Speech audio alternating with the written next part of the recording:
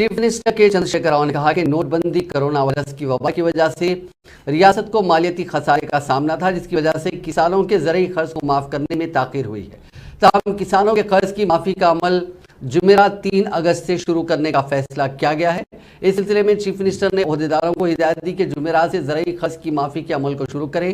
Chief minister ने आज प्रगति भवन में किसानों के ज़रई खर्च की माफ़ी से मुतालिक एक आला सतही इजलास तलब किया, जिसमें वज़ीर finance Harish Rao, chief minister के खुसूसी मुशीर सोमेश कुमार, महकमे फाइनेंस के special chief secretary Ramakrishna Rao, HMDA के प्रिंसिपल सेक्रेटरी अरुण कुमार और दीगर आला ओहदेदार मौजूद थे। इस मौके पर खिताब करते हुए चीफ मिनिस्टर ने कहा कि हुकूमत को चाहे कितने भी मसाइल का सामना हो, किसानों की बहबूद से मुतालिक किए गए वादों को पूरा करने हुकूमत पाबंद अहद है। उन्होंने कहा कि मरकजी हुकूमत की जानिब से किए गए बाज़ फैसले बिलखुसूस नोटबंदी और कोरोना वायरस की वबा की वजह से रियासत की आमदनी मुतासिर हुई। इसके अलावा मरकजी हुकूमत ने FRBM के फंड्स को भी जारी नहीं किया।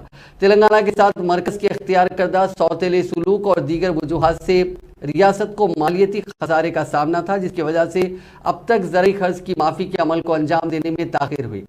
ताहम रियासत के माली हालात फिर बेहतर हुए हैं, इसीलिए किसानों के ज़रई खर्च को किसानों के ज़रई खर्च की माफ़ी के अमल को दोबारा शुरू करने का फैसला किया गया। उन्होंने कहा कि वादे के मुताबिक किसानों के कर्ज की माफ़ी का प्रोग्राम जारी रहेगा। उन्होंने कहा कि रैतु बंधु, रैतु बीमा, मुफ्त बरखी स्कीम संजीदगी के साथ अमल हो रही है।